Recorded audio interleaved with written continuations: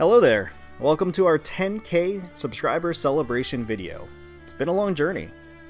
On behalf of myself and Crimson Ghost, I just want to thank all of you so very much for helping us reach 10,000 subs. It is incredibly humbling that 10,000 of you wonderful people would spend time watching this geek spend in-game currency for waifus, hear me ramble incessantly about characters or art or news, and otherwise just check out our content about games that I enjoy. I really just want you all to know how much I appreciate every comment, every like. Every time you've clicked one of our videos and decided to spend some of your valuable time with us, I don't take it lightly. And I don't take it for granted. Some of you have been with us for 2 to 3 years or more, and that is so incredible to me. I want to thank you all for subscribing, even if some of our content isn't geared towards you specifically. I've even gotten some nice comments about how some of our viewers have gone on to play different games because they saw one of our videos and got interested in another game that they normally wouldn't have if they hadn't seen one of our videos, and that's always nice to hear. Our mantra has always been to put out content that we enjoy. I personally love watching summon videos. I legitimately enjoy them, and watching and being a part of people's accounts as they grow. I love watching theme team videos, character loyalist videos, so it makes a lot of sense, right, where we ended up in terms of the type of content we put out. And perhaps most importantly, I've always strived to foster an inclusive environment on the channel where you're encouraged to play the games how you want to play for the reasons you want to play. And that's really been a tenet, a foundation of the channel since the very beginning. When I really look back on things and reflect at the channel origins and the content that we put out, it's always been about that. So anyway, that aside, I wanted to take the opportunity to reveal our new channel icon here, our new channel icon and logo, so you all get a sneak peek of it. It's honestly been a long time coming. The current icon has really nothing to do with the content we put out. It's quite literally a holdover from when this was a personal account, so I'm pretty excited about it. It's not some grandiose thing, but at the same time, we've had the original icon there since the very beginning of the channel, so thought it was a natural pick to change that up right about now since we hit this milestone, and we're certainly very excited at the milestone and moving forward and seeing where this takes us in the future. Alright, so I think I've rambled enough and made some sort of point, maybe, hopefully. I don't want this video to be crazy long, so I do want to move into the Q&A portion of the celebration. So let's move right into that.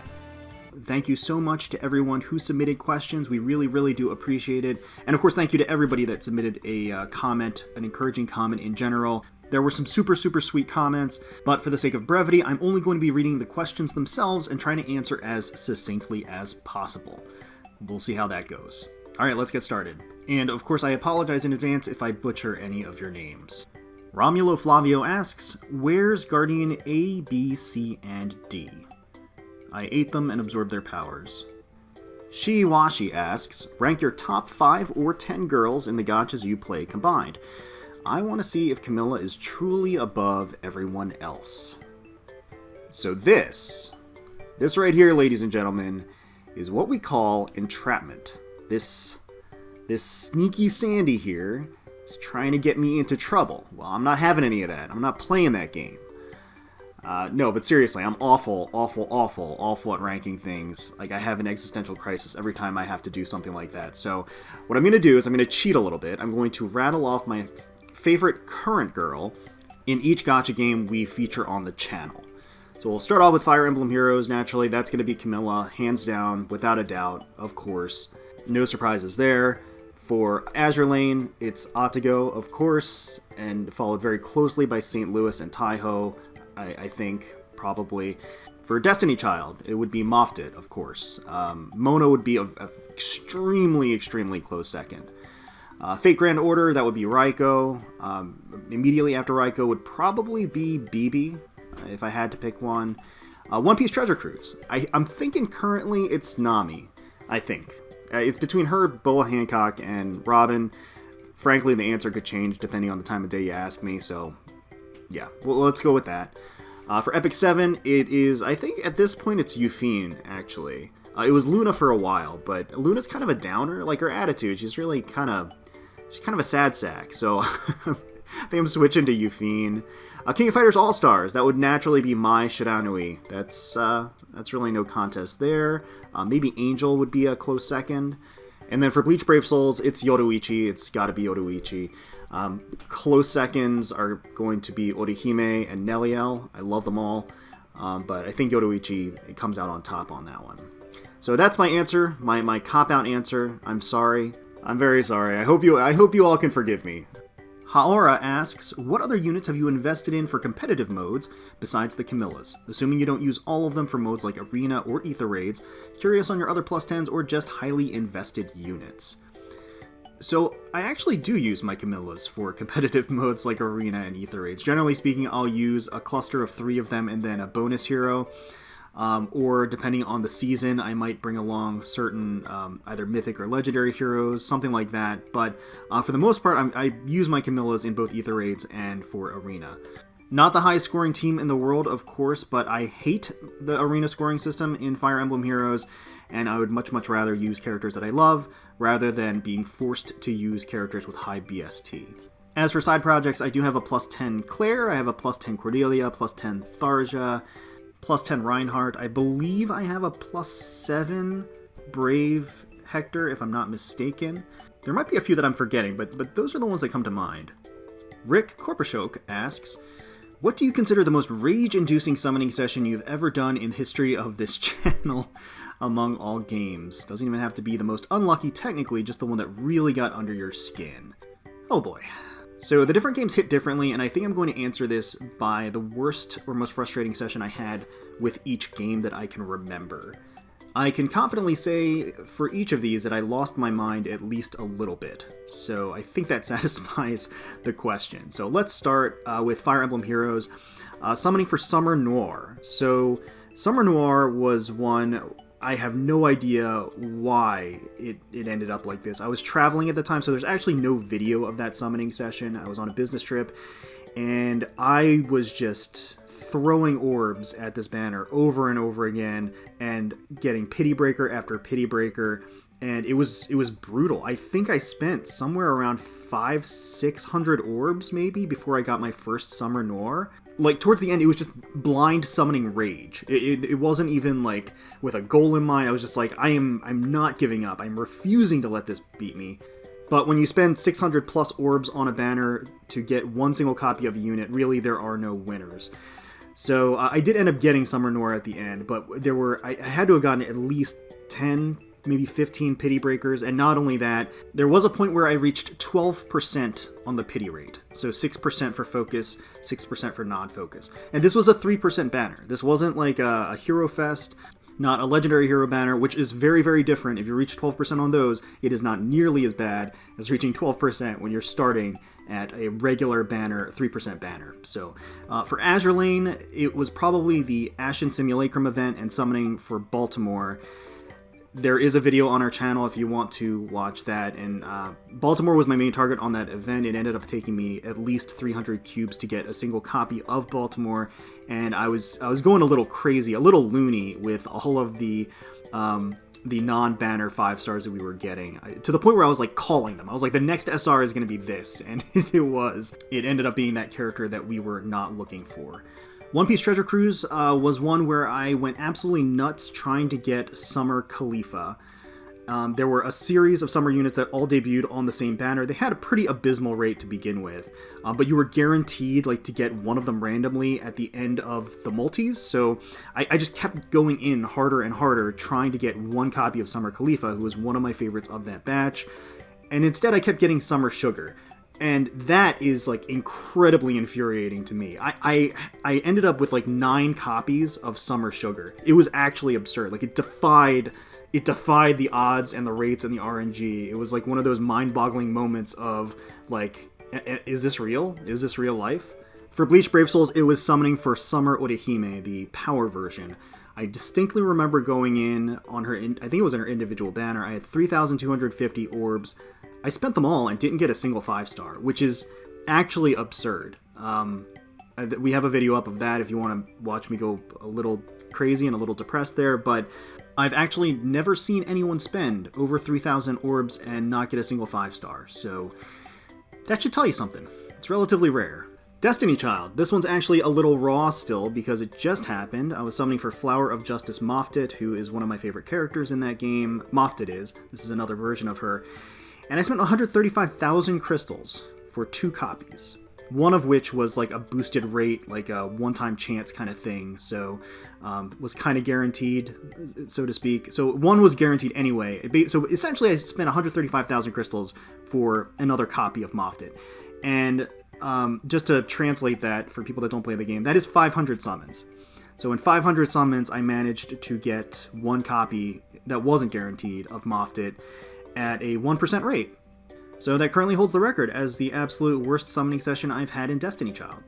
And then for other games, I've had some bad luck here and there, but I don't think anything that really eclipses the other examples that I've just listed. So if you guys want to see me rage or go crazy, there are a few videos of those that I just rattled off that you can go watch.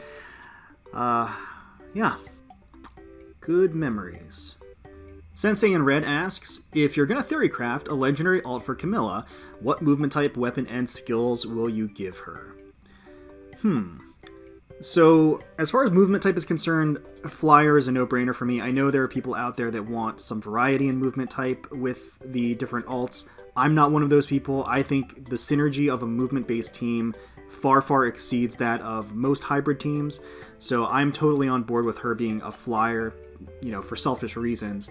As far as the weapon and skills are concerned, I actually wouldn't mind her necessarily being another Axe Camilla, but my preference, of course, would be to fill in one of the gaps of the weapons that we don't have. So a Lancer would certainly be an option, an Archer would certainly be an option, a Colorless Tome User would certainly be an option. Any of those I would take gladly. And as far as exclusive skills are concerned, I would love for her to just have something unique, like a fun mechanic that's tied to her specifically for Flyer teams, especially if that could be the priority, but just in the interest of giving her staying power because of utility. Like, I think utility-based skills. So if she's a Flyer, I would think that something that grants additional movement, so an additional movement tile for Flyers, how that gets activated or the condition, I'm not entirely sure. I haven't brainstormed that. As well as a cooldown reduction for the team, like some sort of blade or breath buff or utility, because a lot of the CD reducing skills are locked against Flyers. There's a ton on infantry naturally. There's a bunch that are on armors as well, but not so much for Flyers. So that would be kind of nice. That would give her a more interesting niche. Drew Hill asks, if you could have any 3 Fire Emblem characters added to Fae, who would they be and why? So Orochi is one. I don't know why she's not in the game yet. I think she's not terribly popular, and I don't really know why. I like her. I've always liked Orochi, so I would certainly like to see her included in the game at some point. Leonie from Three Houses I'd like to see in the game. The post-time skip version is my personal favorite design for her, but yeah, she's got that cute tomboy rivalry thing going on that I do like. Sonya from Blazing Blade I think would be an interesting pick. Love her design, for one thing, but additionally, I think she'd be a cool antagonist. She'd bring an interesting dynamic, especially since, considering how everybody fawns over Nino in Fire Emblem Heroes, I think it'd be unique. Flint Sonata asks, why are you always using we or us? Do you edit and do your videos with another person? Yes, I have a partner on the channel, Crimson Ghost, who handles a lot of the visual assets, most of the visual assets on the channel, as well as does some editing for some of the videos. The cute chibis of Atago, Camilla, and Moftet on the channel are all done by him as well. He's very talented. Every once in a while you will see a summon session that is from both of us. That's a paired summoning session from both GuardianE and Crimson Ghost, formerly known as Crack Pebbles. So that's what that means. It's both of our summon sessions. So yeah, he is a vital part of the channel, and any content that comes out on the channel to you guys comes from the both of us.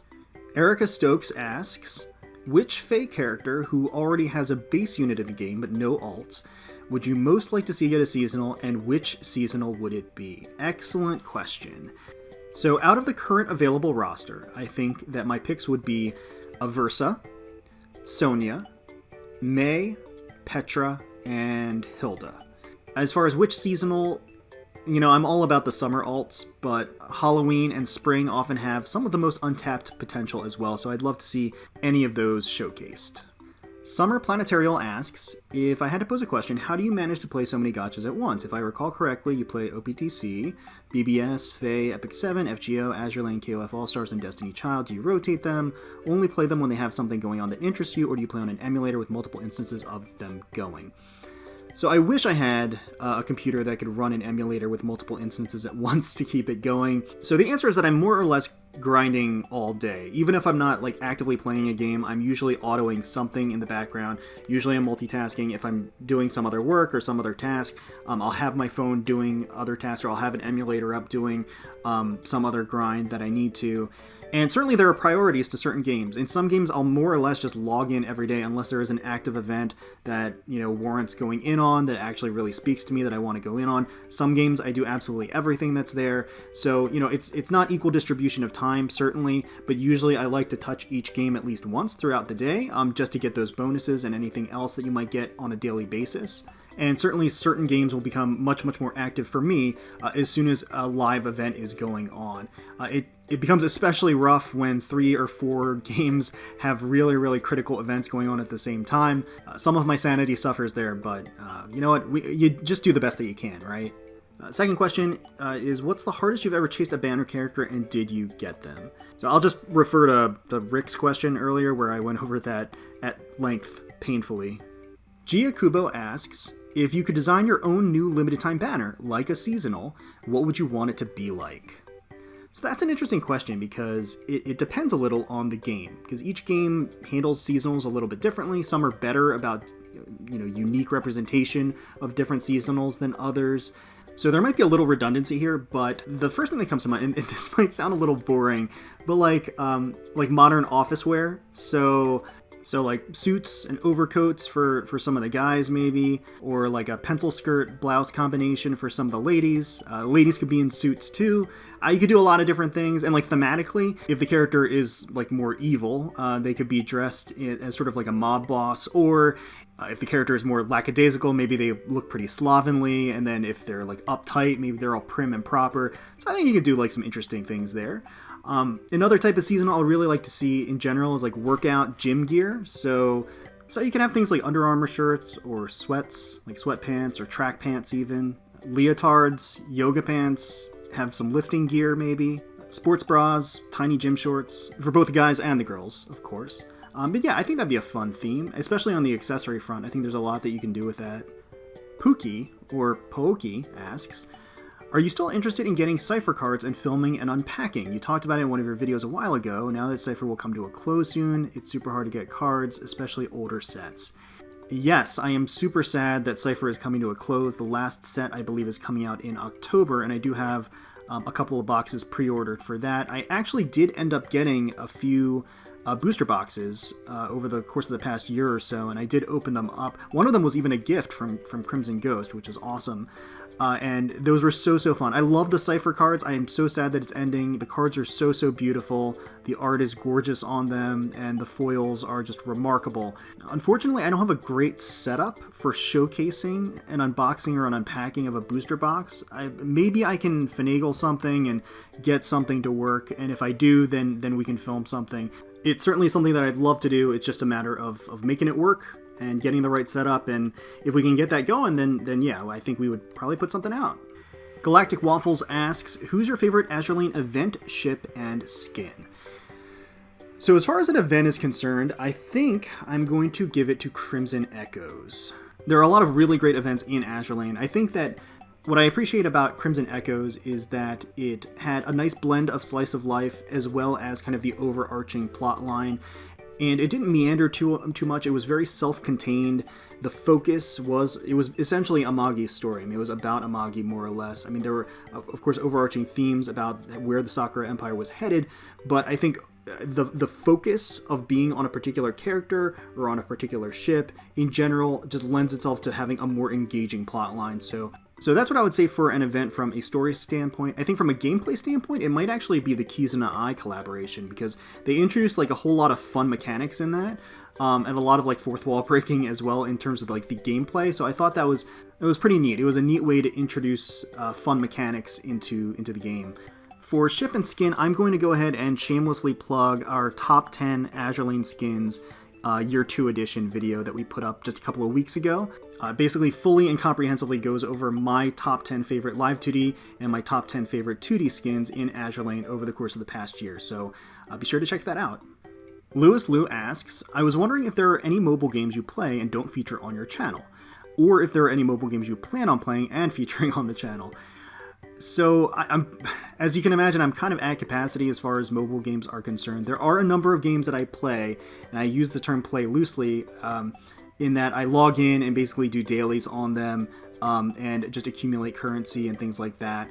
And we haven't made any videos on any of them. So those would include Final Fantasy Brave Exvius, Seven Deadly Sins, Fairy Tail Magic Rumble, and Brave 9. I believe that's all of them. So we could potentially make a video on any one of those if there's like a specific banner that comes out that I really want to summon on, or something that I really want to showcase. But for the most part, those are games that I more or less idle in and just do the bare minimum. And so my account is there, it's established, if I ever want to dive in harder and actually take the game a little bit more seriously. As far as adding any new mobile games into the mix, as you can tell, I'm pretty much at capacity, like I mentioned, so I'm not ruling it out. It's just a little tough to add any more to the plate, at least at the current time. Chomper asks, besides gacha gaming, what other hobbies do you enjoy? Does work count as a hobby? YouTube obviously is a hobby that I love, that I very, very much enjoy. I love being able to share videos with all of you. I feel very, very grateful for that opportunity. There's some console and PC gaming as well that I do. I am on Steam, and I do have a pretty extensive Steam library. I have a pretty extensive console library as well, although I haven't really had a lot of time to play any of it recently. I also love just collecting gaming and anime-related merch, so like trading cards, scale figures, art books, memorabilia, collector's editions, just, stuff like that. Namesecond asks, is Lightning the best Final Fantasy girl? Not even close.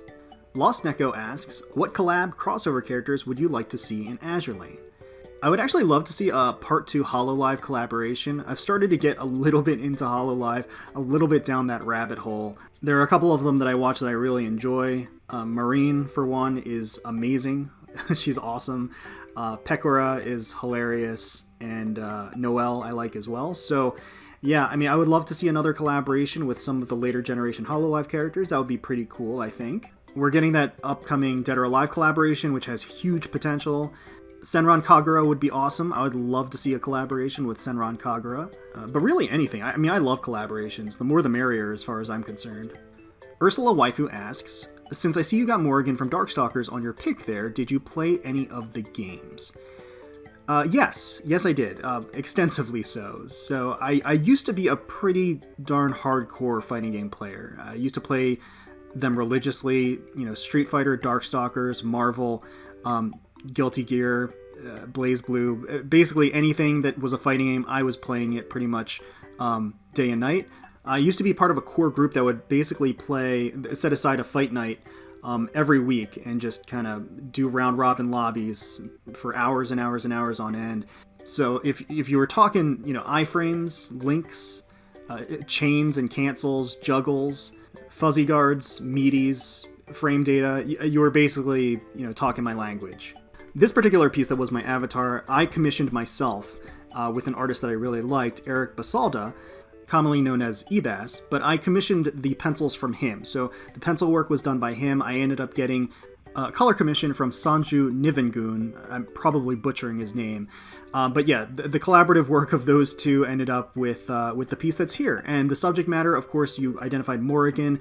There is also Dante and Wesker, and these three comprised my main MVC3 and UMVC3 team, my Marvel team, that I stuck with for the duration and life of that game. So it means a lot to me. So that's the history. That's the history of that piece. Diatomic Fawn 11 asks, I would like to know what kind of music do you listen to? So growing up, I listened to mostly a lot of alternative rock, as nebulous as that term is. Lately, what I've been doing a lot of the time is listening to like video game or anime soundtracks and like a particular track and just repeating it exhaustively until everybody around me, I'm sure their ears are bleeding and they hate me. But most recently, I've been listening to the Final Fantasy VII Remake soundtrack because that soundtrack is absolutely glorious. So yeah, that's a lot of what I've been listening to right now. Anthony Martinez asks, what's your favorite mobile game to play, and do you play all these different games daily? So I don't know if I have a favorite mobile game to play per se. They all kind of offer different things, right? Because you have real-time gameplay like Bleach Brave Souls and King of Fighters All-Stars, and to a certain extent Azur Lane. You have turn-based gameplay like Epic 7. You have turn-based strategy like Fire Emblem Heroes. And then there are some games where the core quote-unquote gameplay is a lot of team building and strategy around team building. So things like Destiny Child, and maybe to a lesser extent One Piece Treasure Cruise. So they all offer something a little bit different. They all scratch a different itch, so to speak. And yes, I do play all of them daily. Well, maybe play is a strong word. I at least log into all of them daily, or at least try to. I think how much I play actually depends on what's going on in a particular game at a particular point in time. The Salty Bucket asks, if you could create your own ship girl, what would she look like? Her personality, and what faction would she be in? So, whenever I create a character, she always ends up looking like a tanned skin Urza Scarlet from Fairy Tail. Like, it just happens. I'm just creating a character, and then before I know it, I've got tan skin Urza Scarlet with usually like green or blue eyes. So, regardless of what I say here, I have a sneaking suspicion that if I were actually creating that chip girl, she would ultimately look like a tan skin Urza Scarlet. As far as her personality, I don't know, I guess a little bit teasing and mature, very confident about certain things, but also self-conscious about things too, so that you can bully her a little bit. She'd probably have a little bit of a lewd streak, as well as, I think, a bit of a temper on her as well. As for the faction, I don't know, I'll say the Sardigna Empire just because I like saying pizza boats. Eli Bridgers asks, so I've noticed that you're a big fan of Camilla. I am devoted to her as well. When did you first start liking her? Have you married her in Fates? I started liking Camilla since the reveal of Fates, really. When the first trailer came out that revealed the two opposing kingdoms of Nor and Hoshido, that was the first time I'd seen Camilla, and I've liked her ever since, basically. Have you married her in Fates? Yes. Splat Hacker asks, is Camilla best girl? The answer is yes. Well, seems like you answered your own question there. Walter asks, which Fire Emblem games have you played? Which one was your favorite? So I'm actually a relative newcomer to the Fire Emblem franchise, starting with Awakening. So Awakening, Fates, Valentia, Echoes, and Three Houses. So basically anything after Awakening. As far as my favorite's concerned, that's tough, because I feel like writing-wise, Valentia might be up there, and Awakening has a special place in my heart, and then you have Fates, where the writing, I think, the overall plotline was a little bit weak, but the characters were great, and the gameplay was really great too. Three Houses is fresh and new, so I kind of want that to settle a little bit before I make a decision on that, so it's a tough call. I think they all bring something fresh and new to the table that's worthwhile, so that is my cop-out answer. Whew, that was a lot. Wow, are you still there? Thanks to everyone who participated, and thank you all again so much for your support on the channel. I think we're going to wrap things up here, as if that wasn't enough. Crimson Ghost and I are looking forward to the next steps on the channel, and we certainly don't forget the steps we took to get here. And we'd absolutely love it if you all joined us along the way. If you enjoyed the video, please feel free to leave us a like, comment, and subscribe to the channel. I'm hoping you're all staying safe, healthy, secure, and united out there, and wishing the very best for you, your family, and your friends. And until next time, let's protect those skies, protect those waters, protect those seas, and keep on slacking and grinding.